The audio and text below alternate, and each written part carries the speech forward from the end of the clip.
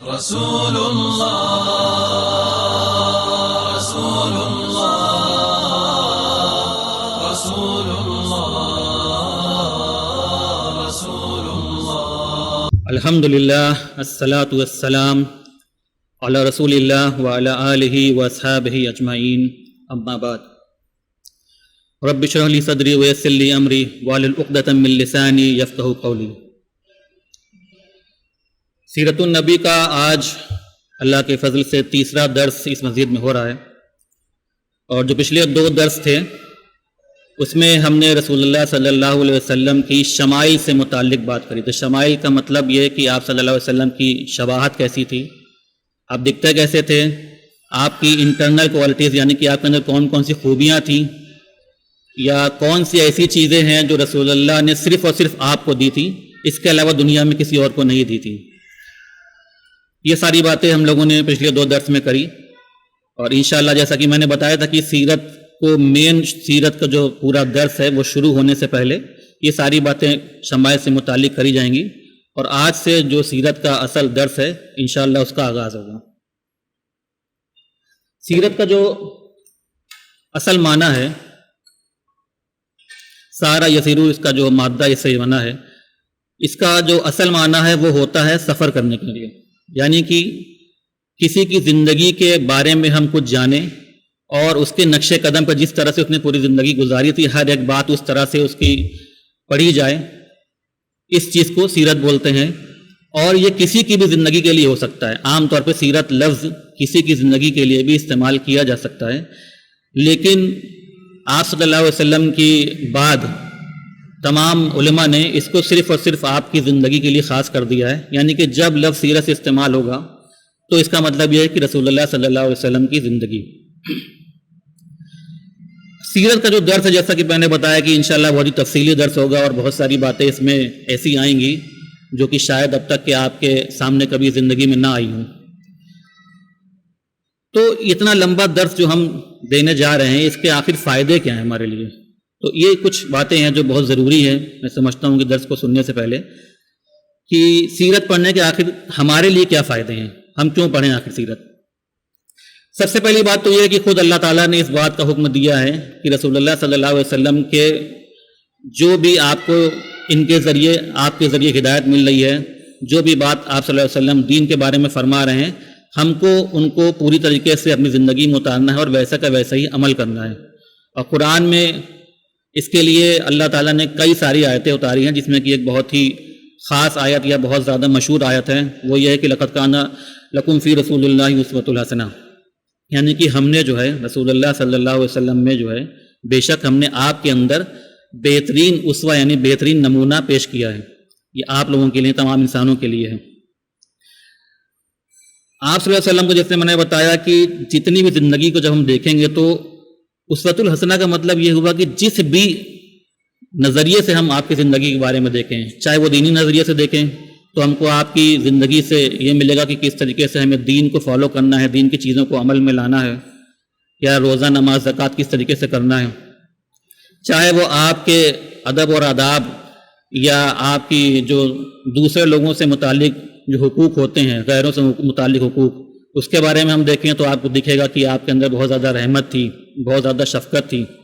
خاص کر کے جو یتیم تھے ان کے لیے آپ کے اندر بہت زیادہ رحمت تھی۔ یا اگر ہم یہ دیکھیں کہ آپ صلی اللہ علیہ وسلم ایک بہت ہی اچھے لیڈر تھے، بہت اچھے رہنما تھے لوگوں کے، تو ہمیں دیکھا کہ مسلمانوں کی جو پوری جو ان کو سکسیس ملی ہے، جو ان کو اس طرح سے اسلام پھیلا ہے اور جو دھیرے دھیرے مسلمانوں کو سکسیس ملتی رہی ہے، وہ کہیں نہ کہیں اس کے پیچھے جو سورس ہے یعنی جو ذریعہ ہے وہ رسول اللہ صلی اللہ علیہ وسلم کی زندگی ہے۔ یا ہم یہ دیکھیں کہ آپ صلی اللہ علیہ وسلم نے اپنے گھر میں کیسے بات کری، وہ کس طریقے کے باپ تھے، کس طریقے کے شوہر تھے، پڑوسیوں کے ساتھ کیا حقوق تھے، یہ ساری کسی بھی شعبے میں اگر ہم نظر ڈالیں تو یہ ساری چیزیں ہم کو آپ صلی اللہ علیہ وسلم کی سیرت سے ہی ملتی ہیں۔ اگر اللہ تعالیٰ جیسے قرآن میں فرماتا ہے کہ اگر جو ہے زمین پہ فرشتے چل رہے ہوتے تو ہم بے شک زمین پہ کسی فرشتے کو رسول بنا کے بھیجتے ہیں، اور یہ قریش کا ایک آبجیکشن تھا، اس کے بارے میں سورہ اسراء میں آتا ہے آیت نمبر 95 میں، کہ قریش نے کہا کہ کیا اللہ نے کسی انسان کو کسی بشر کو رسول بنا کے بھیجا ہے؟ تو اس کے جواب میں اللہ تعالیٰ نے کہا کہ اگر زمین پہ فرشتے چل رہے ہوتے تو ہم فرشتے کو رسول بنا کے بھیجتے. کیوں آپ نے اللہ تعالیٰ کی حکمت اور اللہ تعالیٰ کے عدل کا یہ تقاضا ہے کہ اللہ تعالیٰ نے کسی انسان کو رسول بنا کے بھیجا تاکہ انسان جو ہم لوگ ہیں کل کو یہ نہ کہہ پائیں کہ اے اللہ تو نے کسی ایسے کو ہمارے لیے نمونہ بنا کے بھیجا تھا جو کہ ہم سے بالکل الگ تھا. یعنی وہ فرشتہ تھا، نہ تو ان کو کھانے پینے کی ضرورت تھی، نہ ان کے ہماری طرح فیملی تھی کہ بیوی بچے ہوں، نہ ان کے ساتھ یہ روزی روٹی کمانے کا مسئلہ تھا. تو یہ تو ہم سے بالکل الگ تھے، اس وجہ سے ہم ہمارے لیے بہترین نمونہ نہیں ہو سکتے. تو اس لیے اللہ تعالیٰ کے عدل انصاف کا یہ تقاضا تھا کہ اللہ تعالیٰ کی حکمت کا تقاضا تھا کہ اللہ تعالیٰ کسی انسان کو رسول بنا کر کے دنیا میں بھیجا. اس وجہ سے اللہ تعالیٰ نے رسول اللہ صلی اللہ علیہ وسلم کو دنیا میں بھیجا ایک بہترین نمونہ بنا کر کے. دوسری وجہ یہ ہے کہ سیرت ہم جب پڑھتے ہیں تو سیرت پڑھنے کے ساتھ ہی ساتھ رسول اللہ صلی اللہ علیہ وسلم سے ہمارے جو محبت ہے،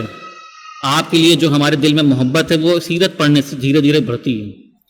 یعنی کہ جتنا بھی ہم آپ صلی اللہ علیہ وسلم کی زندگی کے بارے میں جانیں گے اتنا زیادہ ہمارے لیے، ہمارے دلوں میں آپ کے لیے محبت پیدا ہوتی چلی جائے گی. اور آج کے دور میں اگر ہم دیکھیں تو زیادہ تر ہمارے گھروں میں یا ہم خود دنیا کے تمام چیزوں کے بارے میں ہمیں بہت زیادہ چیزیں معلوم ہیں. چاہے وہ بچوں کو اگر لے لیں تو بچوں کو بالی ووڈ اور فلمی دنیا کے بارے میں بہت کچھ معلوم ہوگا، یوٹیوب کے بارے میں بہت کچھ معلوم ہوگا. لیکن اگر ہم ان سے پوچھیں کہ کیا آپ کو رسول اللہ کے بارے میں کچھ معلوم ہے یا ان کے بچوں کے بارے میں کچھ معلوم ہے، جیسے تمام لوگ امت میں ہم لوگ تمام لوگوں کا دعویٰ ہے کہ ہماری رسول اللہ سے بہت زیادہ محبت ہے. لیکن اگر امت کے لوگوں سے سوال پوچھا جائے جو یہ دعویٰ کرتے ہیں کہ کیا آپ یہ جانتے ہیں کہ رسول اللہ کے کتنے بچے تھے، یا کیا آپ یہ جانتے ہیں کہ اس میں سے کتنے بچے ایسے تھے جو لڑکے تھے اور کتنے لڑکیاں تھیں، یا ان کے نام کیا تھے، یا اس میں سے کتنے بچے ایسے تھے کہ جو آپ کی زندگی میں وفات ہو گئی تھی جن کی،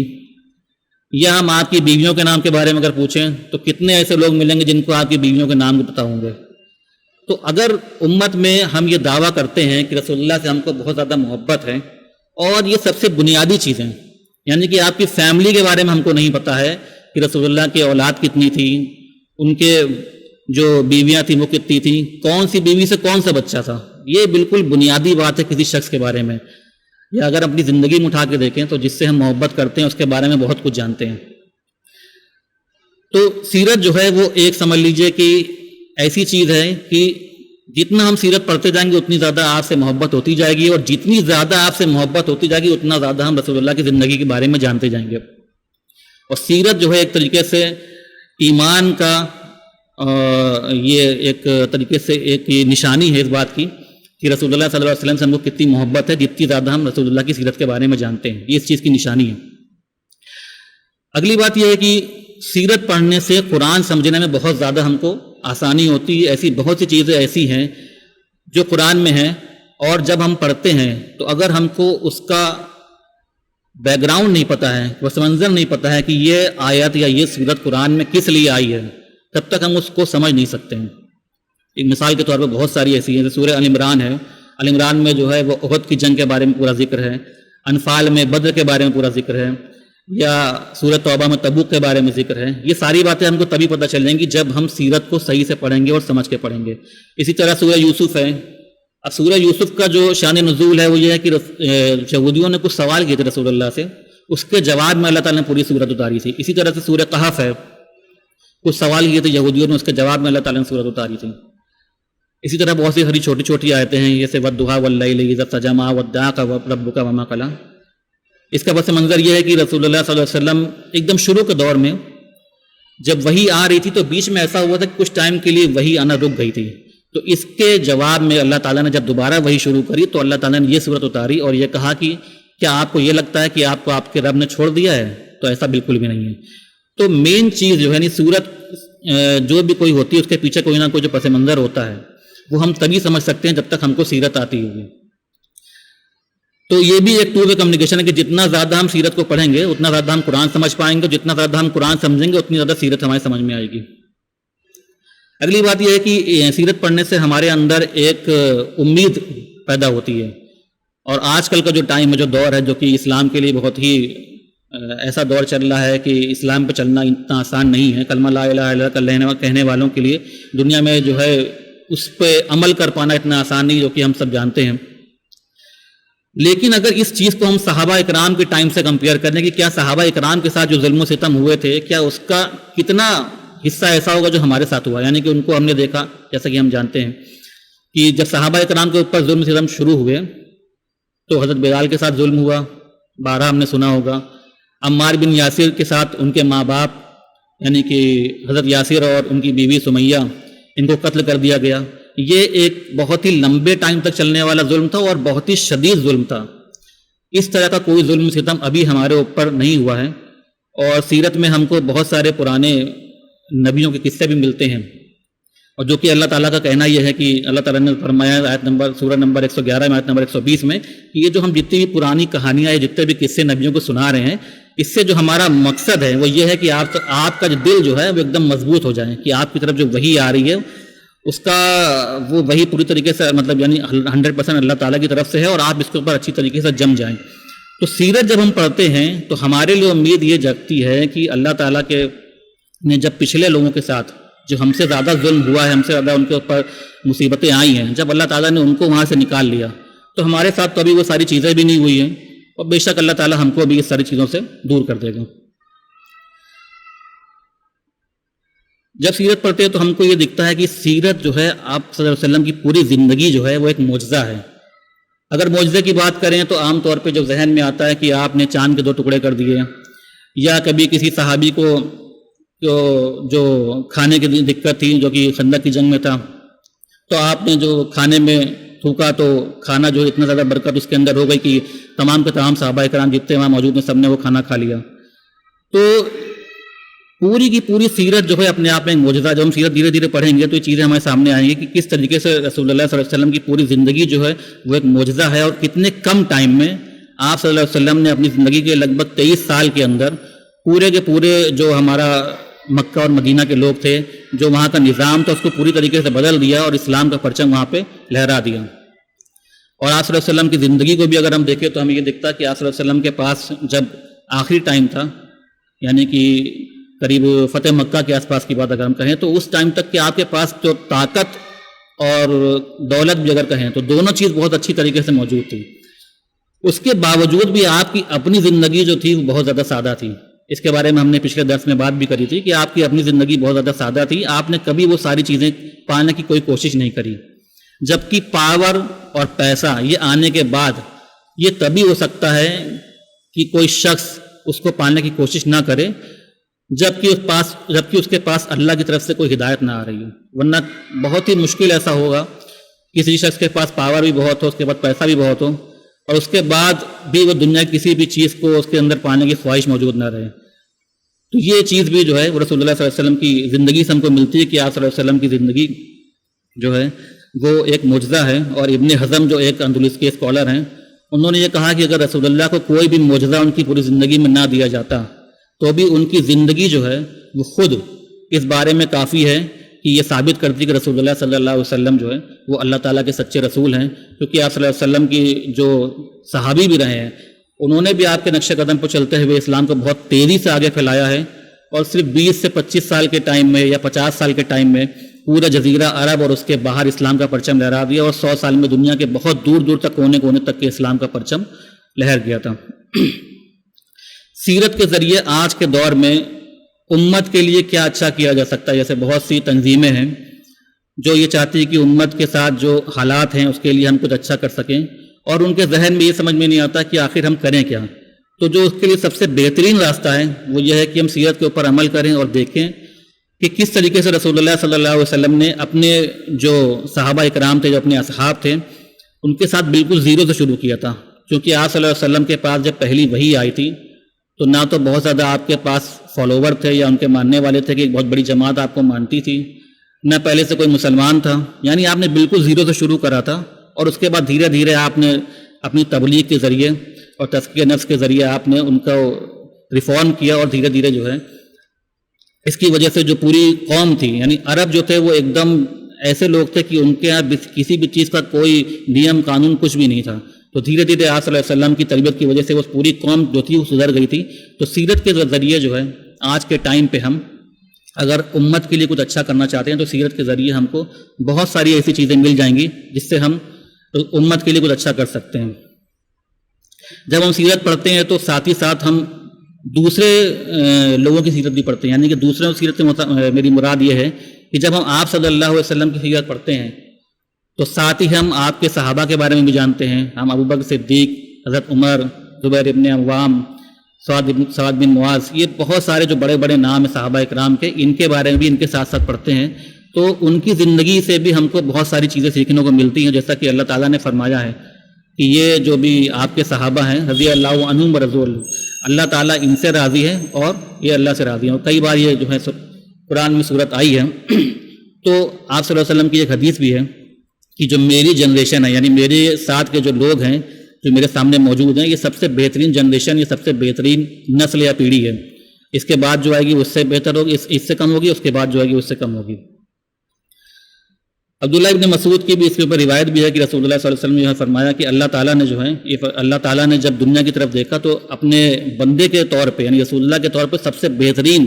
دل والے، سب سے صاف دل والے شخص کو چنا، اور اس کے بعد جب ان کے صحابہ اکرام کو چنا جو کہ اس سے کم درجے کا صاف اور اس سے اچھا دل رکھتے تھے. تو یعنی کہ سیرت کے ساتھ جب ہم پڑھیں گے تو صحابہ اکرام کے بارے میں بھی پڑھیں گے اور ان کی زندگیوں کے بارے میں بھی سیرت میں پڑھیں گے.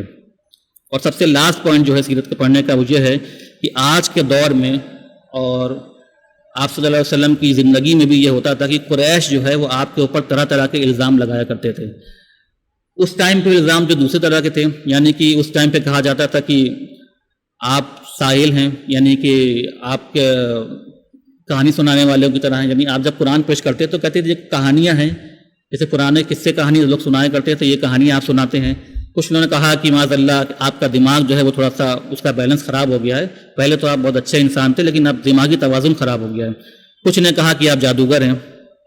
آج کے دور میں لوگ کیا الزام لگاتے ہیں؟ آج کے دور میں لوگ کہتے ہیں کہ آپ نے بہت زیادہ قتل و غارت کیا، آپ نے بہت زیادہ جنگیں لڑی، آپ نے ہائی وے کے اوپر رابری کری، یا کچھ لوگ کہتے ہیں کہ آپ صلی اللہ علیہ وسلم نے بہت زیادہ شادیاں کریں تو آپ کو عورتیں بہت زیادہ پسند تھیں. اس طرح کے الزامات آج کے دور میں لگائے جاتے ہیں. بہت ساری اس میں باتیں ایسی بھی ہیں کہ جو آدھی سچ ہے اور آدھی بات چھپائی جاتی ہے. جیسے کہ یہ بات کہی جائے کہ آپ صلی اللہ علیہ وسلم نے بہت شادیاں کئی ساری کری تو یہ بات سچ ہے، لیکن اس کا مطلب یہ نہیں نکلتا کہ آپ صلی اللہ علیہ وسلم نے شادیاں اس وجہ سے کریں کہ آپ کو اس چیز کی خواہش تھی. تو جب ہم انشاءاللہ پڑھیں گے دھیرے دھیرے کر کے تو ساری چیزیں سامنے آئیں گی. تو اس میں آدھا سچ اور آدھا جھوٹ یا آدھی بات چھپی ہوئی ہوتی ہے. تو اور آج کے ٹائم پہ ایک فتنہ وہ بھی چلا ہوا ہے کہ آئے دن لوگ مرتد ہوا کرتے ہیں، اسلام چھوڑا کرتے ہیں، اس کے بعد پھر وہ اسلام کے اوپر نئے نئے سوال کھڑا کیا کرتے ہیں. تو آج کے ٹائم پہ اگر ہم کو رسول اللہ صلی اللہ علیہ وسلم کے اوپر لگائے گئے الزاموں کو ان کا جواب دینا ہے صحیح سے، یا ہمیں یہ اپنے بچوں کو یا اپنے گھر والوں کو سکھانا تاکہ ان کا کہیں ذہن نہ بھٹک جائے یا ان کا کہیں ذہن خراب نہ ہو جائے، تو ہم کو خود یہ ساری باتیں پتہ ہونی چاہیے کہ رسول اللہ صلی اللہ علیہ وسلم کی زندگی کے بارے میں جو باتیں یہ کر رہے ہیں یا جو الزام یہ لگا رہے ہیں اس کی اصل میں سچائی کیا ہے. اور لاسٹ میں علی بن حسین جو کہ زین العابدین کے نام سے بھی جانے جاتے ہیں، ان کے جو کہ آپ صلی اللہ علیہ وسلم کے گریٹ گرینڈ سن ہیں، وہ فرماتے ہیں کہ ہم جب اپنے بچوں کو قرآن پڑھاتے تھے تو ہم قرآن اور سیرت دونوں چیز ساتھ ساتھ پڑھاتے تھے، کیونکہ قرآن اور سیرت جو ہے وہ ایسی چیز ہے جو ساتھ ساتھ چلتی ہے. جتنا آپ قرآن پڑھیں گے آپ کو سیرت کی اتنی زیادہ ضرورت پڑے گی، اور جتنا آپ سیرت جاننا چاہیں گے اتنی زیادہ آپ کو قرآن کی ضرورت پڑے گی. تو پوری بات کا جو نتیجہ وہ یہ نکلتا ہے کہ جب ہم سیرت پڑھتے ہیں تو ہم اللہ کی طرف سے بھیجے گئے سب سے بہترین بندے کی زندگی کے بارے میں پڑھتے ہیں، اور سب سے بہترین دور کے بارے میں پڑھتے ہیں، اور ان کے ساتھ جو ان کے صحابہ تھے، سب سے بہترین جنریشن تھی، اس کے بارے میں پڑھتے ہیں، اور سب سے بہترین جگہ یعنی جس جگہ یہ پورا سب کچھ ہوا، آپ صلی اللہ علیہ وسلم کی پوری زندگی گزری، مکہ اور مدینہ جو کہ بہت ہی پاک جگہ ہیں، جس کو کہ حرمین کہا جاتا ہے کہ 2 حرم ہیں، اس کے بارے میں پڑھتے ہیں. تو یعنی کل ملا کے سیرت پڑھنے کا جو نتیجہ ہے وہ سب سے اچھے سے متعلق ہے، یعنی کہ سب سے اچھا شخص، سب سے اچھے اس کے لوگ، سب سے اچھا ٹائم اور سب سے اچھی جگہ. اب جو نیکسٹ بات آتی ہے، اگلی بات آتی ہے، وہ یہ ہے کہ سیرت آج جب ہم 1400 سال کے بعد پڑھنے بیٹھے ہیں تو کیسے ہم وہ ساری باتیں جانیں جو 1400 سال پہلے ہوئی ہوں گی. یعنی کہ ہمارے ذرائع کیا ہوں گے، کون کون سے ہمارے پاس ایسے ذریعہ ہیں، کون کون سے ایسے ہمارے پاس ٹولس ہیں جن کے ذریعے ہم 1400 سال پہلے ہوئی ساری باتوں کو صحیح صحیح سمجھ سکتے ہیں اور جان سکتے ہیں. تو سب سے پہلا جو ہمارا ذریعہ ہے سیرت پڑھنے کا وہ ہے قرآن. اس کی وجہ یہ ہے کہ قرآن جو ہے وہ اللہ کا کلام ہے، اور اللہ کا کلام ہونے کی وجہ سے اس میں جو بھی بات رسول اللہ کے بارے میں یا ان کی زندگی کے بارے میں بتائی جا رہی ہے وہ پوری طریقے سے یقینی ہے اور حق ہے. اور دوسری بات یہ ہے کہ رسول اللہ صلی اللہ علیہ وسلم اللہ کا کلام ہونے کی وجہ سے جو قرآن کے جو الفاظ ہیں وہ اپنے آپ میں بہت خوبصورت ہیں اور بہت خوبصورت انداز میں اللہ تعالیٰ نے وہ باتیں بیان کری ہیں. ایک اور بہت ہی امپورٹنٹ بات جو ہے وہ یہ ہے کہ قرآن میں جو باتیں سیرت سے متعلق آئی ہیں وہ کچھ باتیں اس میں ایسی ہیں جو غیب سے متعلق ہیں، یعنی کہ کچھ باتیں ایسی ہیں جو کہ دلوں کے اندر کے راز کے بارے میں بیان کرتی ہیں. اور اس میں یہاں تک کہ ایسا بھی ہے کہ جو رسول اللہ صلی اللہ علیہ وسلم کے دلوں کے راز کے بارے میں بھی کچھ باتیں بیان کرتی ہیں. اور دلوں کے راز اللہ سے بہتر کوئی نہیں جانتا، یعنی کوئی سیرت لکھنے والا یا کوئی ہسٹری لکھنے والا وہ دلوں کے راز کو نہیں جان سکتا. تو یہ ساری باتیں ہم کو صرف اور صرف قرآن سے ہی ملتی ہیں، اور انشاءاللہ جب ہم پڑھیں گے تو وہ ساری باتیں بھی آئیں گی. کفار کے بارے میں بھی قرآن میں ذکر آیا ہے کہ ان کے دلوں کے اندر کیا باتیں چل رہی ہیں. رسول اللہ کے بارے میں بھی آیا ہے کہ ان کے آپ صلی اللہ علیہ وسلم کے دل میں کیا چل رہا ہے. تو سب سے پہلا جو سورس ہے سیرت کے بارے میں سمجھنے کا وہ قرآن ہے. اور قرآن کے ساتھ بس ایک مسئلہ جو ہے وہ یہ ہے کہ قرآن میں کوئی بھی بات وہ ترتیب کے ساتھ نہیں آتی. یعنی کہ اگر آپ سیرت کو قرآن سے پڑھنا چاہیں گے تو آپ کو وہاں ترتیب سے کوئی چیز نہیں ملے گی. ایسا نہیں ملے گا کہ سب سے پہلے آپ کی پیدائش کے بارے میں کوئی بات کہی ہو، اس کے بعد پھر آپ دھیرے دھیرے بڑھے ہوئے اس کے بعد میں کوئی بات آئی ہو، پھر ہجرت کے بارے آئی ہو، پھر اس کے مدینہ کے بارے میں آئی ہو. اس طریقے سے نہیں ملے گا. قرآن میں جو ہے اس کی ترتیب اس طریقے سے جس طریقے سے اللہ تعالیٰ نے چاہا اور اس کے رسول نے اپنے جو ہے صحابہ کرام سے اس کی ترتیب لکھنے کو کہا. دوسری بات جو ہے وہ یہ ہے کہ قرآن میں کسی چیز کا آپ کو ریفرنس یا اس کا کانٹیکس نہیں ملے گا. یعنی کہ آپ کو یہ نہیں ملے گا کہ پس منظر کیا چل رہا ہے. یعنی جب آپ سورہ ال عمران پڑھیں گے تو وہاں یہ نہیں لکھا ہوگا کہ یہ احد کی جنگ کا ذکر چل رہا ہے. یہ آپ کو پتہ ہونا چاہیے کہ سورہ ال عمران میں جو جنگ کا ذکر ہے وہ احد کی جنگ کا ذکر ہے. تو یہ دو باتیں ہیں جو قرآن کے ساتھ ہیں کہ جب ہم قرآن سے سیرت لیں گے تو ہمیں یہ دو باتوں میں تھوڑی سی ایک ایشو آتا ہے. اگلا جو ذریعہ ہے سیرت کو جاننے کا وہ ہے حدیث. اور حدیث کے بارے میں ہم جانتے ہیں کہ حدیث کی بہت ساری کتاب ہیں، اور اس میں جو 6 مین کتابیں ہیں کتب ستہ کے نام سے جن کو ہم جانتے ہیں، 2 کتابیں صحیحین ہیں، صحیح بخاری اور صحیح مسلم. اس کے بعد ابو داود ہے، ابن ماجہ ہے، سنن النسائی ہے اور جامع ترمذی. یہ مین کتابیں ہیں جن سے کہ ہمیں سیرت کے بارے میں ملتا ہے. اس کے بعد حدیث کی اور بھی کتابیں ہیں جس میں مسند احمد ہے یا امام مالک کی موطا امام مالک ہے. یہ ساری کتابیں بھی حدیث کی ہیں جن سے کہ ہمیں سیرت کے بارے میں بہت ساری باتیں ملتی ہیں. 3rd نمبر پہ وہ کتابیں آتی ہیں جو کہ خاص طور پہ سیرت کے لیے ہی لکھی گئی ہوں. اور سب سے پہلی کتاب جو ہے وہ سیرت کے بارے میں جو لکھی گئی تھی وہ سب سے پہلے جو تھے وہ صحابہ اکرام کے اولاد میں سے ہی تھے. زبیر ابن عوام کے بیٹے تھے عروہ، اور سب سے پہلی سیرت کی کتاب جو انہوں نے لکھی تھی. اور عروہ کے باپ جو ہیں جیسے کہ زبیر ابن عوام ایک صحابی ہیں، اور عروہ کی ماں بھی ایک صحابیہ تھیں، اور ان کے بھائی بھی صحابی تھے. سب سے پہلی کتاب جو عروہ نے لکھی ہے سیرت کے متعلق وہ عروہ سے ملتی ہے. اور عروہ کے پاس جو سب سے اچھا سورس تھا سیرت لینے کا وہ خود ان کی خالہ حضرت عائشہ رضی اللہ عنہا تھی، جو کہ اسماء بنت ابی بکر کی بہن تھی. تو سب سے پہلی کتاب عروہ نے لکھی تھی سیرت کے متعلق. اس کے بعد 2nd نمبر پہ جو کتاب لکھی وہ حضرت عثمان کے بیٹے ابان نے لکھی، جن کی وفات 105 ہجری میں ہوتی ہے. اس کے بعد 3rd نمبر پہ کتاب ایک بہت ہی بڑے اسکالر حدیث کے ہیں جن کا نام شہاب الزہری ہے. 129 ہجری میں ان کی وفات ہوئی، اور صحیح بخاری میں بہت ساری حدیثیں شہاب الزہری سے ملیں گی. 3rd نمبر پہ کتاب سیرت کی انہوں نے لکھی تھی. لیکن افسوس کی بات یہ ہے کہ جتنی بھی یہ کتابیں ایک دم شروع کے ٹائم پہ لکھی گئیں اور جو صحابہ اکرام کے بیٹوں نے لکھی ہیں اس میں سے کوئی بھی کتاب آج کے ٹائم پہ موجود نہیں ہے. لیکن آپ صلی اللہ علیہ وسلم کی وفات کے کچھ ٹائم کے بعد ہی سن 85 ہجری میں ایک سیرت کے بہت بڑے عالم پیدا ہوئے جن کا نام محمد ابن اسحاق ہے، اور انہوں نے مدینہ میں ان کی پیدائش ہوئی تھی. انہوں نے سیرت کے لے کر کے ایک بہت ہی بڑا ذخیرہ اکٹھا کرا. اس کے لیے انہوں نے سفر بھی کرا، وہ مدینہ کے باہر بھی گئے، بصرہ بھی گئے، کوفہ بھی گئے تاکہ ابن مسعود سے روایت لے سکیں. اور سب سے بڑا کام جو انہوں نے کیا وہ یہ کیا کہ سیرت کو ترتیب کے حساب سے لکھا. یعنی کہ آپ صلی اللہ علیہ وسلم کی پیدائش، اس کے بعد بڑے ہونا، پھر ہجرت کرنا، پھر اس کے بعد مدینہ جانا، یہ ساری باتیں بالکل ترتیب کے ساتھ لکھی. اور سب سے بڑی بات ابن اسحاق نے کری وہ یہ کری کہ جو بھی وہ قصہ بیان کرتے تھے یا جو بھی بات بیان کرتے تھے اس میں وہ صحابہ اکرام سے جب بیان لیتے تھے تو اس کی سند پوری بیان کرتے تھے، یعنی کہ ان تک یہ بات کیسے پہنچی، انہوں نے کس سے سنا، انہوں نے کس سے سنا اور انہوں نے کس سے سنا. یہ ایک جو لوگ حدیث کے بارے میں تھوڑا بہت جانتے ہیں ان کو پتہ ہوگا کہ حدیث میں ایک سند ہوتی ہے، پوری چین آف نیریشن ہوتی ہے کہ یہ حدیث جو ہے سب سے آخری میں جو شخص بیان کر رہا ہے اس تک یہ حدیث کس کے ذریعے پہنچی ہے. اور یہ اسلام کا بہت ہی ایک یونیک اور بہت خاص طریقہ ہے جو کہ کسی اور دوسرے مذہب کے اندر نہیں پایا جاتا ہے. تو ابن اسحاق نے جب یہ پوری سیرت لکھی تو انہوں نے ترتیب کے حساب سے لکھی اور ساتھ ہی ساتھ انہوں نے ہر چیز کی سند بھی بیان کری. اور ابن اسحاق کی جو وفات ہوئی 150 ہجری میں ہوئی، اس کے بعد ان کے شاگرد ابن ہشام، انہوں نے دیکھا کہ یہ سیرت ابن اسحاق جو ہے وہ اپنے آپ میں بہت طویل ہے. اس کی ایک وجہ یہ تھی کہ ابن اسحاق نے جب سیرت لکھی تھی تو انہوں نے آدم علیہ السلام سے لے کر کے پوری تاریخ لکھی تھی، اس کے بعد رسول اللہ صلی اللہ علیہ وسلم کی پیدائش اور اس کے بعد رسول اللہ صلی اللہ علیہ وسلم کی وفات تک کی پوری بات لکھی تھی. تو ابن ہشام نے اس کے اوپر کام کیا اور ان کو لگا کہ اس میں بہت ساری چیزیں ایسی ہیں جو کہ اس سے ہٹا کر کے اس سے اور بہتر ایک کتاب بنائی جا سکتی ہے. تو انہوں نے بہت ساری چیزوں کو اس میں سے ہٹا دیا جو کہ غیر ضروری تھی. جیسے کہ میں نے بتایا کہ پوری آدم علیہ السلام سے لے کر تمام نبیوں قصے بھی لکھے تھے. تو ابن ہشام نے کیا کیا کہ انہوں نے رسول اللہ صلی اللہ علیہ وسلم کی پیدائش سے ہی سیرت کو آغاز کیا اور اپنی کتاب کو چھوٹے سے چھوٹا کرتے ہوئے ساری باتیں لکھی جو کہ ابن اسحاق نے لکھی تھی، اور اپنی پوری کتاب کو 4 جلد میں مرتب کیا جو کہ آج کے ٹائم پہ موجود ہے، ہم پڑھ سکتے ہیں.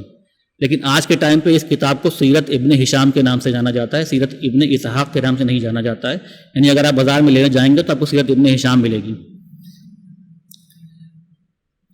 اس کے بعد جو نیکسٹ پوائنٹ ہے وہ یہ ہے کہ نیکسٹ کتابیں جو ہیں وہ شمائل سے متعلق کتابیں ہیں. شمائل کے بارے میں ہم پورا تفصیل سے پڑھ چکے ہیں کہ رسول اللہ صلی اللہ علیہ وسلم کیسے دکھتے تھے، کیسے بات کرتے تھے، کیا خصوصیات تھیں. اور شمائل کی بہت ساری کتابیں اسکالرس لکھی ہیں اور سب سے جو خاص کتاب ہے وہ شمائل ترمذی ہے جو کہ امام ترمذی نے لکھی ہے. 5ویں نمبر پہ وہ کتابیں آتی ہیں جو کہ دلائل سے متعلق ہیں. دلائل کا مطلب یہ ہے کہ رسول اللہ صلی اللہ علیہ وسلم نبی ہیں اور سچے نبی ہیں، اس کے کیا دلیل ہیں. اور اس میں بھی بہت ساری کتابیں لکھی گئی ہیں اور جو سب سے بڑی اور بڑا انسائکلوپیڈیا ہے وہ امام بہقی نے لکھا ہے دلائل نبوہ کے نام سے، جس میں کہ ہزاروں یا سینکڑوں یا 1000 سے زیادہ قریب ان کی تعداد ہے یا 1200 قریب ہیں، جس میں کہ 1200 قریب انہوں نے دلائل اکٹھا کرے جو اس بات کی دلیل دیتے ہیں کہ رسول اللہ صلی اللہ علیہ وسلم اللہ کے بھیجے ہوئے نبی ہیں. اگلی کتابیں جو ہیں وہ ہسٹورینس یا جو تاریخ لکھنے والے اسکالر ان کی کتابیں ملتی ہیں، اور کچھ اس میں ایسے بھی اسکالر جنہوں نے مکہ اور مدینہ کے بارے میں خاص کر کے تاریخ لکھی ہے. اور لاسٹ میں سب سے لاسٹ کتاب جو ہے وہ آج کے ٹائم پہ جو ماڈرن ہسٹری لکھنے والے ہیں انہوں نے جو کتابیں لکھی ہیں، چاہے انہوں نے رومنس کے بارے میں لکھا ہو یا پرشینس کے بارے میں لکھا ہو، تو ان کتابوں میں بھی سیرت کی کچھ باتیں ایسی ہیں جو کہ ہمیں آج کی تاریخ میں ملتی ہیں. تو یہ ہمارے سورس، ہمارے جو ہوں گے ذرائع ہوں گے جن سے کہ آج کے ٹائم پہ جب ہم سیرت پڑھیں گے تو سارے کے سارے ہم انہی کتابوں سے لے کر کے سیرت کو آگے بڑھائیں گے. یعنی کہ اگر کوئی مجھ سے یہ پوچھے کہ سیرت کس کتاب سے پڑھائی جا رہی ہے تو ہمارے پاس کوئی ایک کتاب نہیں ہے، ہم کچھ نہ کچھ ان کتابوں سے لے کر کے ہی سارے چیزوں کو آگے انشاءاللہ درس میں لے کر کے آئیں گے. اب لاسٹ ٹاپک جو آج کا ہے وہ یہ ہے کہ رسول اللہ صلی اللہ علیہ وسلم کا نسب یا ان کے جو آباء و اجداد تھے یا کس خاندان سے آپ صلی اللہ علیہ وسلم آتے ہیں. دیکھیے عرب کی جو پوری ہسٹری ہے اس کو 2 بھاگوں میں بانٹا گیا، 2 حصوں میں بانٹا گیا. ایک کہلاتے ہیں العرب البائدہ، یہ وہ لوگ ہیں جو کہ بہت پرانے ٹائم پہ رہتے تھے عرب کے اندر، قریب 5000 سال پہلے. اور ان کو عرب صرف اس لیے کہا جاتا ہے کیونکہ یہ اس جگہ رہتے تھے جس کو بعد میں سعودی عرب یا عرب کہا جانے لگا. ان کو صرف اس لیے عرب کہا جاتا ہے. ابن خلدون جو ہے ایک بہت بڑے اسکالر ہیں، وہ یہ کہتے ہیں کہ یہ لوگ بابل میں رہتے تھے اور وہاں سے نکل کر کے سعودی عرب یا عرب کی طرف آئے تھے اور بعد میں ان کو عرب کہا جاتا ہے. اور قرآن میں ان کا ذکر جو ہے وہ عاد اور سمود کا جب قوموں کا ذکر ہوتا ہے تو وہ اصل میں انہی کا ذکر ہو رہا ہے. اب اس میں بہت سارے جو قومیں تھیں وہ ایسی تھیں جن کے اوپر اللہ کا عذاب آیا، کچھ قومیں ایسی تھیں جنہوں نے آپس میں لڑائی جھگڑا کر کے ایک دوسرے کو ہلاک کر دیا، یا کچھ قومیں ایسی تھیں جنہوں نے کہیں اور ہجرت کر لی. تو دھیرے دھیرے کر کے یہ پوری جو العرب البائدہ تھے یہ پورے کے پورے ختم ہو گئے، یعنی آج کی تاریخ میں یہ بالکل باقی نہیں ہے. دوسرے نمبر پہ جو آتے ہیں وہ آتے ہیں العرب الباقیہ، یعنی وہ جو باقی رہ گئے. اور اس کی بھی 2 کیٹیگری ہیں، یعنی اس کے 2 نام ہیں، اور وہ 2 نام جو ہیں 2 لوگوں کے نام کے اوپر ہیں، پہلا قحطان ہے اور دوسرا عدنان ہے۔ آپ صلی اللہ علیہ وسلم جو ہے وہ عدنان کے سلسلے سے آتے ہیں، یعنی کہ آپ کا اگر ہم نسب دیکھیں گے اور اس کے پیچھے جائیں گے تو آپ صلی اللہ علیہ وسلم عدنان کے سلسلے سے آتے ہیں۔ پہلے ہم قحطان کے بارے میں کچھ باتیں پڑھ لیتے ہیں۔ قحطان جو ہے وہ جیسے کہتے ہیں کسی چیز کا فادر ہونا یا کسی چیز کا شروعات کرنے والا، تو عرب کی شروعات کرنے والے یا عرب لوگوں کی شروعات کرنے والے قحطان ہیں، ان کے بیٹے تھے یارب، اور یہ کہا جاتا ہے کہ جو عربی زبان ہے یا عرب لفظ ہے وہ انہی کے نام کے اوپر پڑا تھا۔ اور قحطان جو ہے یہ بھی کہا جاتا ہے کہ یہی وہ لوگ تھے جنہوں نے سب سے پہلے عربی زبان بولنا شروع کرا تھا۔ اب یہ لیکن یہ ان کے بارے میں اور زیادہ مزید معلومات نہیں ملتی ہے، اور زیادہ معلومات ان کے بارے میں کچھ بھی نہیں ملتا ہے، بس خالی یہ ملتا ہے کہ یہ لوگ جو ہے سعودی عرب یا جو پورا جزیرہ عرب تھا اس کے ساؤتھ میں یعنی نیچے کی طرف رہتے تھے، اور ان کے بارے میں یہ آتا ہے کہ کچھ لوگوں نے یہ کہا کہ یہ نوح علیہ السلام کے اولاد میں تھے، اور نوح علیہ السلام کے جو 3 بیٹے تھے سام، حام اور یافس، اس میں سام کے بیٹے جو تھے وہ یہ تھے، یعنی ان کے سلسلے سے آگے چل کر کے یہ قحطانی نکلے تھے۔ دوسری اوپینین یہ آتی ہے، وہ کہتے ہیں کہ قحطان جو تھے ابراہیم علیہ السلام کے بیٹے تھے، اور تیسری اوپینین جو آتی ہے وہ یہ آتی ہے کہ قحطان جو ہے وہ ہود علیہ السلام کے بیٹے تھے۔ اس کے علاوہ قحطان کے بارے میں جو یہ آتا ہے، قحطان جو ہے پرانے جتنے بھی قبیلے بڑے بڑے رہے ہیں وہ سب قحطانی قبیلے ہیں، اوس اور خزرج مدینہ میں جو لوگ رہتے تھے وہ سب قحطان کے رہنے والے تھے، اور اس کے علاوہ غسانیس جو ہیں وہ بھی قحطان کے رہنے والے قحطانی ہیں۔ ان کو ایک اور نام جو دیا گیا وہ یہ دیا گیا العرب العاربہ، یعنی وہ لوگ جن کی اصل زبان عربی تھی۔ دوسرا سلسلہ جو ہے آج کا ہمارا آخری ٹاپک جو ہے وہ عدنان، اور رسول اللہ صلی اللہ علیہ وسلم جو ہے اسی عدنان کے سلسلے سے آتے ہیں، اور یہ عدنان جو ہے وہ ابراہیم علیہ السلام کے بیٹے یعنی اسماعیل علیہ السلام جو ہیں ان کی جنریشن میں سے آتے ہیں، ان کی نسل میں سے آتے ہیں، اور ابراہیم علیہ السلام کے قریب 8 یا 10 جو ہے پیڑھی ہے اس کے بعد ان کی پیدائش ہوتی ہے۔ اور اس میں کسی بھی اسکالرز کا کسی کا بھی یہ اختلاف نہیں ہے کہ رسول اللہ صلی اللہ علیہ وسلم اور عدنان کے بیچ میں ٹوٹل 20 جنریشن یا 20 پیڑھیاں ہیں، اور اس میں کسی بھی اسکالر کا اختلاف نہیں ہے کہ رسول اللہ صلی اللہ علیہ وسلم کے بیچ میں جتنے بھی یہ 20 نام یا 20 لوگ ہیں، یہ سب کے سب سارے اسکالر جو ہیں اس کے اوپر اجماع ہیں، سب کے سب اس کے اوپر ایگری کرتے ہیں کہ رسول اللہ صلی اللہ علیہ وسلم کی جو نسل ہے، جو نسب ہے، وہ یہیں سے نکلتی ہے۔ اور اس کے بارے میں ایک بات یہ بھی آتی ہے کہ یہ جو لوگ تھے ان کی اصل زبان عربی نہیں تھی، اور ابراہیم علیہ السلام کے جو بیٹے اسماعیل علیہ السلام تھے، جیسا کہ ہم جانتے ہیں کہ ابراہیم علیہ السلام نے ان کو بچپن میں مکہ میں جو ہے چھوڑ دیا تھا اپنی ماں کے ساتھ، اور جب وہ وہاں رہ رہے تھے دھیرے دھیرے جب وہ بڑے ہوئے تو وہیں سے قحطانیوں کا ایک قبیلہ نکل رہا تھا جس کا کہ نام جرہم تھا، اور کیونکہ وہ عربی بولنے والے تھے، اور اسی میں اسماعیل علیہ السلام کی جو شادی ہوئی تھی، اور دھیرے دھیرے اسماعیل علیہ السلام بھی عربی بولنے لگے، اور ان کی اولاد جو ہے وہ بھی عربی بولنے لگی۔ اس کے بعد وہ جگہ جو تھی وہ ایسی جگہ تھی، سینٹر جگہ تھی بالکل، تو جتنے بھی قبیلے آتے تھے تجارت کرنے کے لیے وہ جگہ سے نکل کر کے جاتے تھے، اور اس وجہ سے جو آپ اسماعیل علیہ السلام کی اولادیں تھیں ان کا انٹریکشن یا ان کا کہنا چاہیے کہ آمنا سامنا ان لوگوں سے ہوا جو کہ الگ الگ جگہ کے رہنے والے تھے، اور عربی الگ الگ طریقے سے یا الگ الگ زبان الگ الگ ڈائلیکٹ میں بولتے تھے۔ اس وجہ سے ان لوگوں کی عربی جو ہے جو اصل میں عرب زبان بولنے والے تھے ان سے کہیں بہتر ہو گئی تھی، یعنی رسول اللہ صلی اللہ علیہ وسلم کی اگر پیڑھی میں پیچھے جائیں تو وہ لوگ اصل میں عربی زبان بولنے والے نہیں تھے، لیکن وہ ایسے ماحول میں اور ایسی جگہ پہ رہتے تھے جہاں پہ الگ الگ جگہ سے لوگ آتے تھے، اور ان کی عربی زبان میں الگ الگ طرح کی بولنے کا ان کا طریقہ تھا۔ اس وجہ سے ان سے سیکھتے پیڑھی آگے چلتے وہاں کے لوگوں کی عربی زبان جو وہ کہیں زیادہ بہتر ہو گئی۔ اس وجہ سے اللہ تعالیٰ نے اس نسل میں سے رسول اللہ صلی اللہ علیہ وسلم اس نسل میں سے ہیں، اور اللہ تعالیٰ نے اس نسل کے لوگوں کو آپ صلی اللہ علیہ وسلم کو چنا جن کی زبان جو تھی وہ عربی تھی، اور باقی جتنے بھی لوگ تھے ان سے بہتر عربی بولنے والے وہ لوگ تھے۔ تو اس وجہ سے اللہ تعالیٰ نے قرآن بھی عربی میں اتارا، جیسا کہ ہم جانتے ہیں اللہ تعالیٰ نے رسول اللہ صلی اللہ علیہ وسلم کو اس نسب کے اندر سے چنا تھا۔ تو انشاءاللہ آج کا درس ہم یہیں پہ ختم کرتے ہیں، اور اگلے درس میں اسی نسب سے متعلق کچھ باتیں ہوں گی، اور آپ صلی اللہ علیہ وسلم کی پیدائش سے متعلق بھی ہیں انشاءاللہ اگلے درس میں شروع ہوگا۔ السلام علیکم ورحمۃ اللہ وبرکاتہ۔ رسول اللہ